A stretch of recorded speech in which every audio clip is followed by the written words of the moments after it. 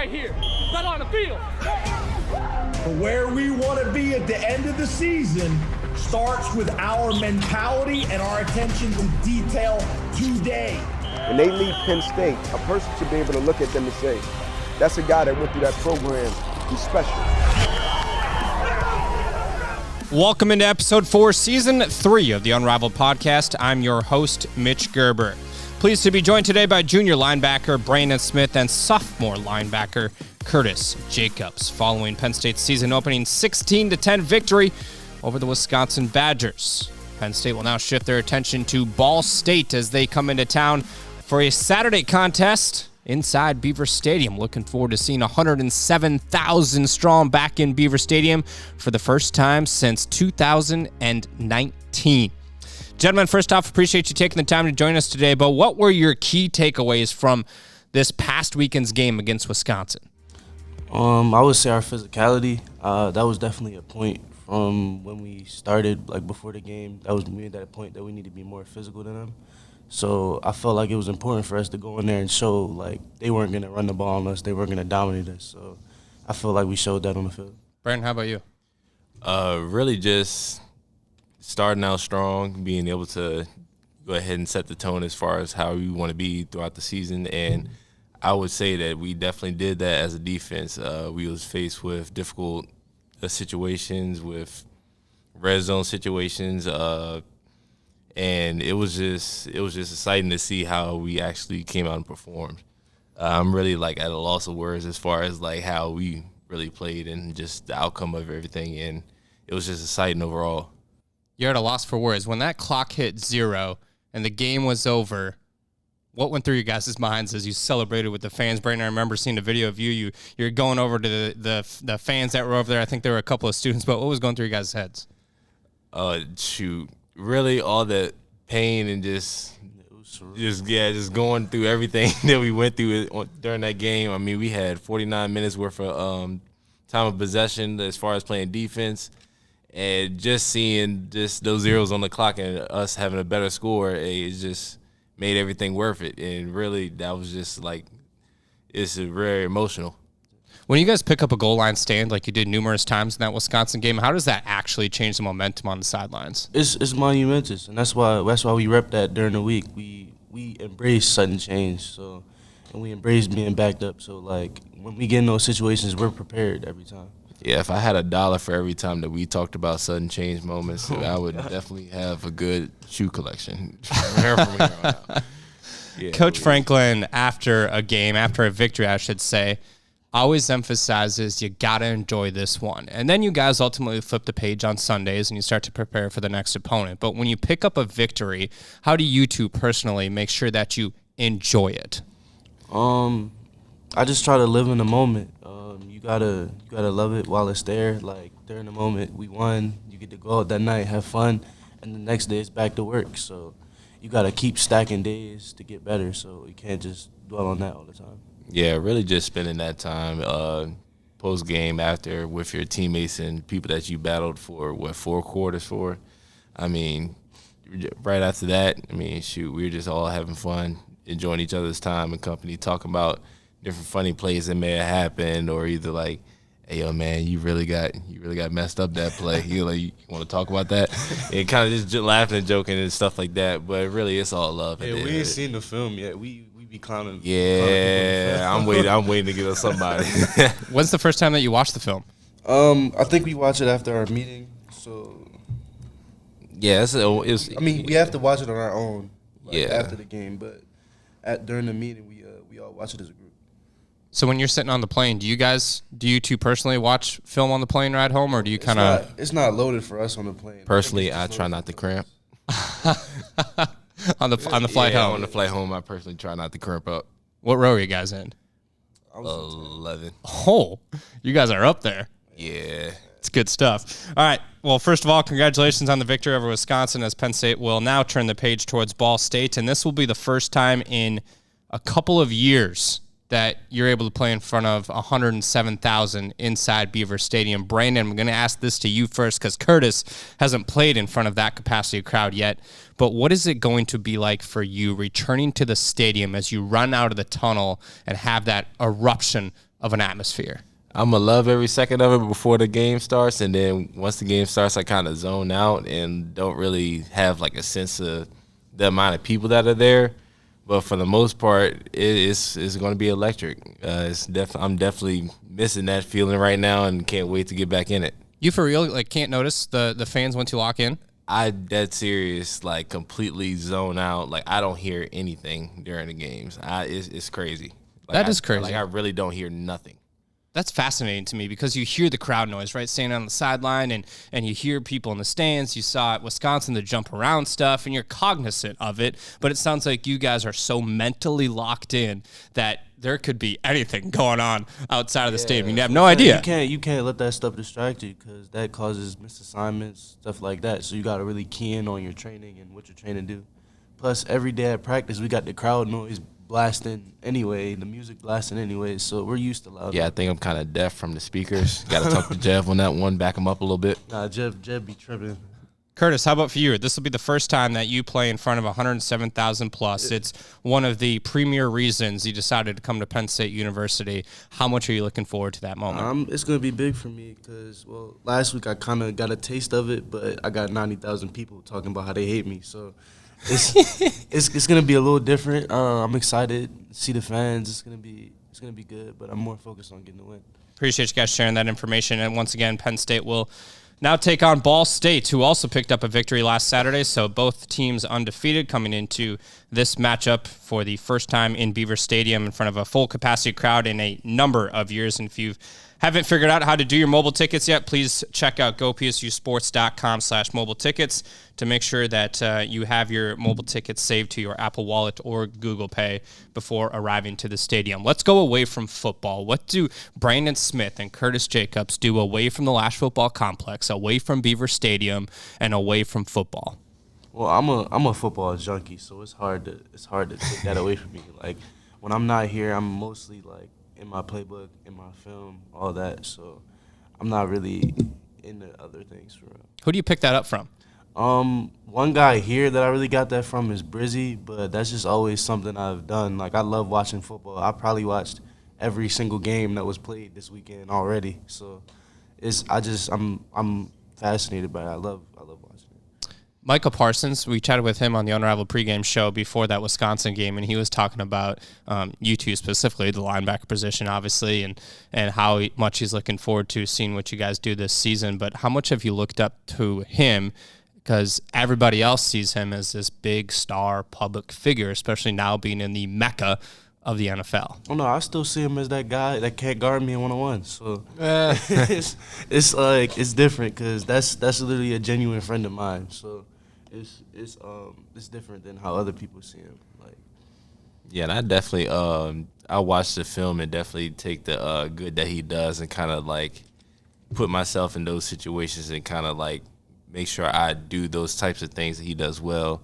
And even on the things that like we both realize that we need to work on, like those are just type things that we try to work on even from that film. And I remember like he's probably one of his biggest his own critic in the meetings and stuff like that. It was like, well, I could have did this, could have did that, and I shouldn't have did this. And then seeing that switch and seeing you correct it, I mean, that shows a lot of growth and maturity as far as that. And one big thing I took from Micah is he could be doing the right thing or he could be doing the wrong thing, but he's going 100% every snap. Yeah. So that's really a big part of how you get to the next level is even if you're doing the right or wrong thing, you need to see ball, get ball. It's about playing football. So he's probably one of the better football players I've ever seen. It sounds like he was big on the accountability aspect too, right? If you're wrong, then admit you're wrong. If you're right, then capitalize on it and grow from it, right? Go 100% either way. Basically. Yeah. All right, Brandon, away from football, what do you like to do? All right, away from football, I also watch a lot of film as well. Like if I know that there was like key points within a practice that I knew I needed to work on or that I messed up on, then I'll definitely go back and definitely figure out what I need to do as far as that. Outside of football, I'm into YouTube type stuff. I actually started going back into it with this past Wisconsin trip, and also got to finish out that video now that I'm thinking about it. And other than that, I'm real big into gaming as far as that type of stuff as well. I know we probably got some stuff lined up to participate in some gaming tournaments or whatever, but that's basically myself. I don't play 2K or Madden, Kurt. You see. I play Call of Duty. Nuggets, you see the smoke. I play Call of Duty.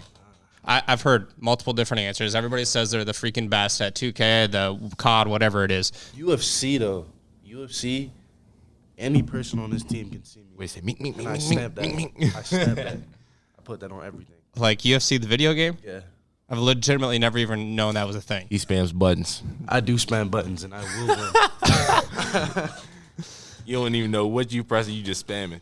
Let's phrase the question this way. So once a game is over, for example, Wisconsin, you guys get to enjoy whatever it is.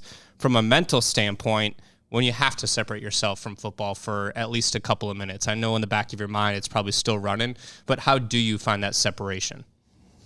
Relaxation, for real. That's been a big part of me coming into this year because last year I was pretty banged up. I got a couple injuries, and I wanted to figure out how to work with that. And I listened to a lot of stuff Nelly, our trainer, was saying, and he really emphasizes sleep and relaxation, having a dark room, calm vibes. So I've been trying to keep that when I'm away from football. Really, personally, I just talk with my family a lot, even though my dad and parents are always talking about football and stuff like that.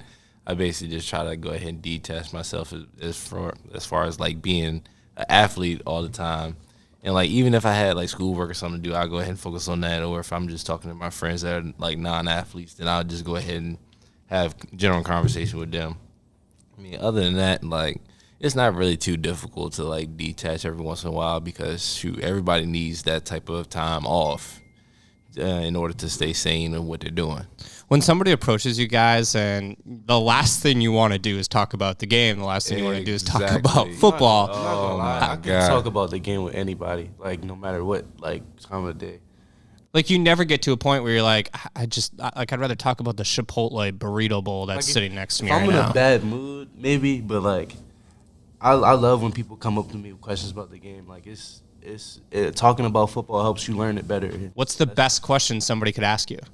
Say if somebody were to ask me about somebody's defense or a certain linebacker, how they play. I love answering questions like that because it makes me think about how they play and how I can improve my game. So if I approach you and I say, tell me about Brandon Smith and the style that he plays, what are you telling me? I would say freakish athlete, gets quick reads and goes. And if he's coming at you full speed, you probably should get out of bounds.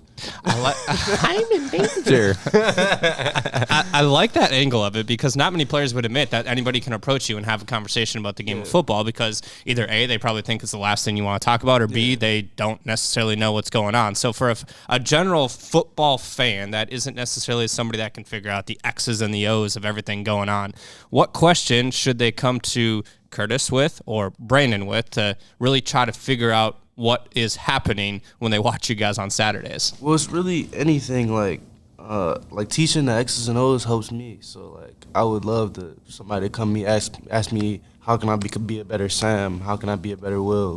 That type of stuff makes me happy. I'm not gonna lie.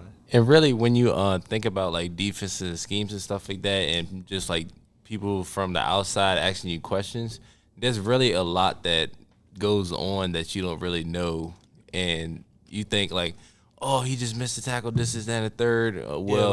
It could be somebody blew an assignment all the way across the field, and you missed the tackle because you were coming over to fill over. But yeah, there's so much stuff that goes on that if somebody jumps out of a wrong gap, that messes up. It could be a touchdown. That messes up everybody's run fit, and those are the little things that people don't really see. And even I'll be having conversations with my dad. I'm like, that is not my gap. But because this happened, I had to basically hop out of my own responsibility, and then that's why the play hit there or something like that. Just those little things like that.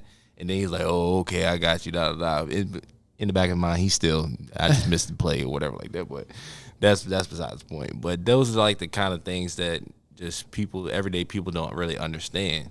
And that I would be willing to try to explain without obviously giving up what we do, but just the basics. And that's basically why we say we get so locked in, because like when you're making those keys and you're making those reads, you don't got time to be worried about defense or what are people gonna say if I miss this tackle. Like you have to key in on what you need to know, and that helps you get. Yeah, every little detail matters. Yeah, every detail. So you're basically saying that the 2 to 3 other plays that happen before the actual play is made could affect obviously what the outcome is and what everybody sees on TV. Brandon Smith missed missed the tackle or he was in the wrong gap or whatever it is. 1 yard can change an entire game. Oh yeah, so it's definitely important for you to be accountable where you need to be. And we can go back to 2016, where Penn State and Wisconsin played in the Big Ten championship. That 4th and 1 yard can change the whole perception of the game. And just maybe like a stop on third and 1, making that stop, that changes the game. So it's like every play matters. So the play that I believe it was Joey Porter had that pass deflection on third and 7, I think it was, towards the goal line. Huge play. Is that a play where everybody was in their assignment and it was made, or was that just Joey Porter making a free play? Well, it's really both. Once I watched the film, and it was really both. Like he seen he seen the ball right there. So I mean, even like what was that one play where he went to give the stretch and he fumbled? Like that, like just us getting that ball, that ends the game. So like you gotta give your all every play because you never know what can happen. Yeah. Brisker had the interception, and there was 2 minutes left in the game. Penn State's offense comes back out on the field, and then you ultimately have to come back out and make one more stop, right? We embraced that. Like we went through that last year with Indiana, I believe. So like, yeah, it wasn't even like, yeah, we got this, we gonna celebrate. It was like, nah, get ready. Like you're going back out, and like we ended up going back out. And so I mean, like I said again, all those times we've repped out all these types of different situations in practice. I mean, like it's just one of them types. I mean, they had no timeouts. It shows our growth from last year because we were in that situation with Indiana, and we got the stop, and our offense scored, and we weren't ready to go back out. So that really shows our growth through this whole 4 phases that we went through, and I'm proud of us for that. Oh yeah. Let's end on this one because I want to keep asking the football-related questions that everybody doesn't necessarily know. Oftentimes when you're talking about linebackers, you hear you guys mention Sam, Will, Mike. What do those terms mean? Oh, so Sam, for us, is like strong side linebacker. So you go to the strength, and I'll let him explain Will. Yeah, so for the Will linebacker, basically like in the box, weak side linebacker, most of all like the difficult blocking schemes and everything, that is going to be like my responsibility to kind of like work through. And if I was to like give like the line of call or something like that, that would like make it easier for like any other responsibility that I'll have. That's my job to basically make that call, unless it's like given with the actual play call that's like called in. And I had to be in like constant communication with the corner and the free safety, as well as my line and the Mike linebacker. So it gets a little hectic when teams are going fast. If you're a linebacker for Coach Pride, you're gonna know every person on the field. Oh yeah, you have to know it because it only makes your job easier, knowing where somebody else is gonna fit, where the end is gonna fit, where the safety is gonna fit. It makes it easier. So you're basically studying everybody's job, everybody's role, and making sure you know what's going on. Oh yeah, for our linebacker test, we didn't have to do it this past weekend, but usually we had to write down every single line movement, where the defense line is like, well, where they set to, where the line is set, where the safeties are going to be, cornerbacks, for all types of plays. I mean, yeah. So when do you take that test? Nah, we took it. What was it? I think it was week before.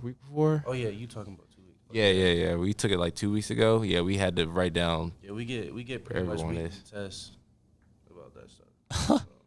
That's insane. It's like school. It's like school. Yeah. But you love it. And it's different. Like it's like, because in high school I wasn't really big on like working school, but like football is different for some reason. Like you just really key in on it. It's fun for me. You love it. You love showing up every day, and obviously you have to love what you do. So that makes sense. That's going to do it for this edition of the Unrivaled Podcast. Gentlemen, appreciate you stopping by and joining us. Good luck the rest of the way as once again Penn State takes on Ball State this Saturday, September 11th inside Beaver Stadium.